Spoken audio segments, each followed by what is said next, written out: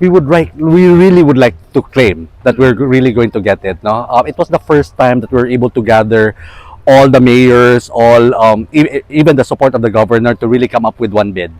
If I might just give you a backstory, before each property are just bidding separately. Now, whoever wants to get the bid, whoever gets the inquiry, they just bid by themselves. With the support of the MICE Alliance, that's the very reason why we organize this kind of group, so that Cebu will be singing one song, right? One lyrics, or like what was mentioned earlier about the one orchestra, para we will be able to come out stronger. Where are we now? Oh, there were if I may just share, there were a lot of bids coming from Luzon, and there were 3 coming from Visayas and of course Mindanao. We were going against a lot of big cities in Manila, and I'm very happy to share that just a few months ago it was announced that Visayas was shortlisted. Of course, we are part of it, Iloilo and Boracay. So 3 of us were shortlisted against all the big cities in Manila, in Luzon and Mindanao. And our next step would be this coming August. We are expected to come up with a video presentation about the destination, right? And this can't be done with just one city. It can't be just Cebu City, Lapu-Lapu City, Mandaue City, pwede. We should showcase the entire province of Cebu. So which is why we're working not only with the province and the Tri-Cities to come up with that video presentation to make sure that we'll be able to win that bid. We're on track, but hopefully we'll have everything be completed by August. In fact, we're going to have a meeting with them next week so that we'll be able to finalize the storyboard on how we're going to showcase our destination.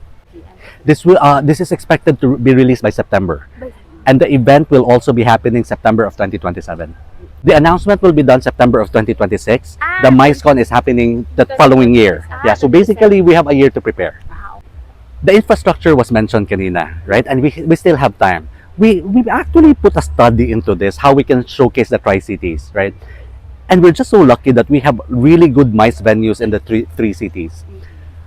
If we are to be given a chance to really come up with the itinerary, what we presented to them at the end of the day is their decision. But what we presented to them is that we're going to start with activities at SMX, which will be our newest convention center, SMX, which is in Cebu City. Then maybe the following day we'll bring all the delegates to Mandaue City, where we have the tent by Mandaue Bay, right? And after that, the following day we'll bring them all to Mactan, Lapu-Lapu City, where we have the Mactan Expo Center. In terms of preparation as far as facility is concerned, we already have it. Naagid siya. It's a matter of having events like this, like the Philippine MICE Con, to really showcase what we have. Yes, we did have the ASEAN, but I would like to consider it as like somehow an exclusive event, right? Exclusive. Not everybody was able to witness it.